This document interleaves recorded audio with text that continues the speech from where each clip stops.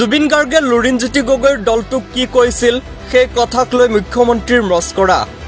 লুৰিণজ্যোতি গগৈক জুবিনে কি কৈ গৈছিল এই ফটোৱা পাৰ্টি গতিকে ইয়াৰ পিছত আৰু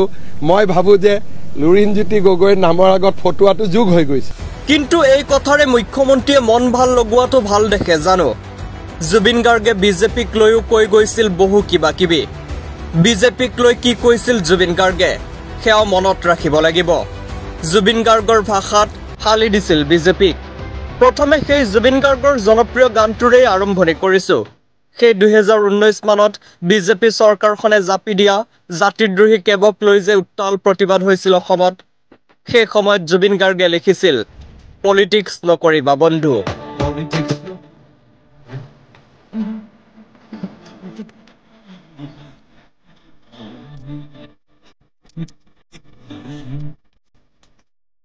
মন্ত্ৰী এমএলএ সব পাপৰ হে মাত্ৰ দেখিবলৈ খাদ্য আসলতে শব্দ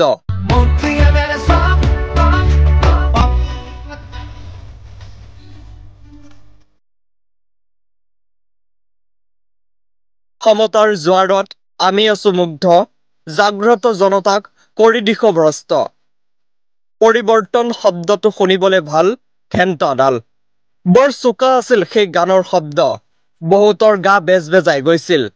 তেতিয়া ৰাইজে অলপ বুজিছিল এতিয়া হয়তো ভালকৈ বুজিছে কাক লৈ জুবিন গাৰ্গে গাইছিল জাতি মাটি ভেটি আৰু প্ৰগতি জাতি জনগোষ্ঠী আসল অতিপতি মুকলিকৈও কৈছিল বহু কথা বিজেপিক যেনেকৈ জিকাইছিলো তেনেকৈ হৰুৱাম অৰ্থাৎ বিজেপিক যেনেকৈ জিকাইছিলো তেনেকৈ হৰুৱাম নিজৰ ষ্টাইলেৰে জুবিনে কৈছিল বিজেপি বটলা খালি বিজেপিক ভোট নিদিব একদম চিধা কৰা একদম বটলা মাল য'ত গছ লাগে তাত গছ কাটি আছে য'ত গছ নালাগে তাত গছ ৰুই আছে ফ্ৰী চাউল দি আছে আৰু কম নেকি মুখখন মেলিলে বৰ বেয়া কিন্তু মই চ' ডোন্ট ডু ইট আমি ভিখাৰী নহয় কিন্তু we have land we have trees we have hills we have rivers we have everything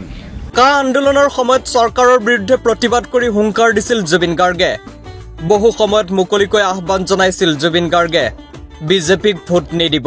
খালি বিজেপিক ভোট নিদিব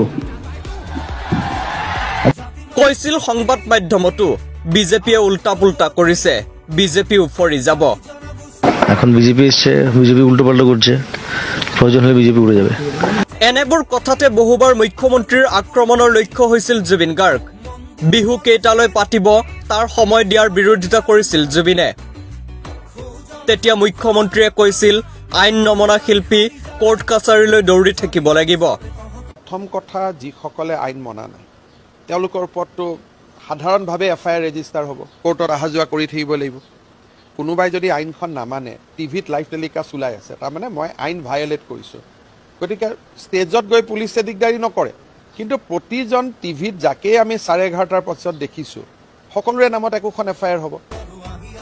কেতিয়াবা বিজেপি দল আৰু কেতিয়াবা মুখ্যমন্ত্ৰীক চোকা সমালোচনা কৰিছিল জুবিন গাৰ্গে বিধায়ক পৰমানন্দ ৰাজবংশীক যে কৈছিল আজি সাহিত্য সভা সভাপতি পৰমানন্দ ৰাজবংশীয়ে তেখেতে লেকচাৰ দিলে বহুত দেৰি মোক বহুৱাই চলে 1.5 ঘণ্টা তেওঁ অদৰকে লেকচাৰ দিলে তেওঁ একো কাম নকৰে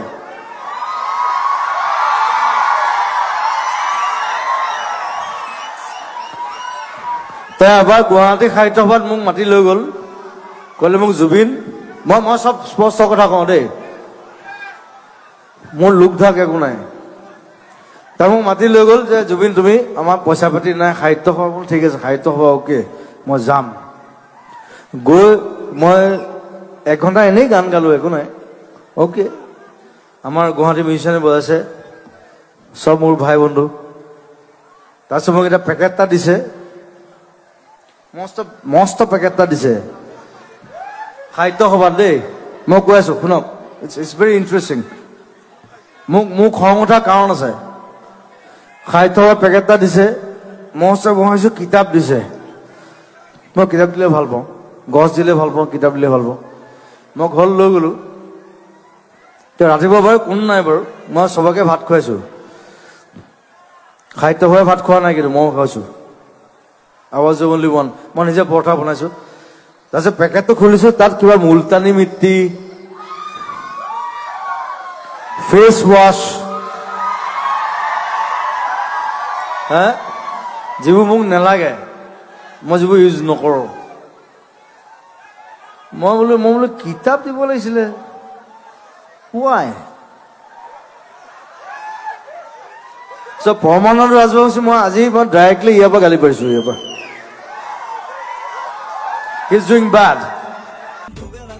জুবিন গাৰ্গৰ আৱিষ্কাৰক বুলি দাবী কৰা মানুহজনকেই যি অসম বিখ্যাত সেই উপাধিটো দিছিল মোক কি আক্ৰমণ কৰিব সি মোতকে 1 বছৰ সৰু বিবৰা অলগ অৰ্থ এটা অকল চিঞৰে কাজিয়া কৰে ব্ৰেইনত একো নাই সাংস্কৃতিক মন্ত্ৰী বিমল বৰাক সমালোচনা কৰি কৈছিল বিমল বৰা নামতহে কালচাৰেল মিনিষ্টাৰ বিমল বৰাক ধৰক কালচাৰেল মিনিষ্টাৰ নামটোহে কালচাৰেল মিনিষ্টাৰ কালচাৰ কৰে জানো নৰেন্দ্ৰ মোদীৰ কথাও জানো কোৱা নাছিল মোদীনে কি কৈছিলে চাহে বেচিছিলে প্ৰাইম মিনিষ্টাৰ হ'ল গতিকে চাহ বেপাৰীয়ে সদায় চাহে বেচিব কিন্তু বেলেগ বেলেগ চাহ খুৱাই থাকিব লাল চাহ গাখীৰ চাহ আমুক চাহ তামুক চাহ কথাবোৰ জুবিন গাৰ্গে কিয় কৈছিল এইবোৰ কথা অসমৰ জনতাই নাপাহৰে কেতিয়াও নাপাহৰে কমছে কম এতিয়া জানে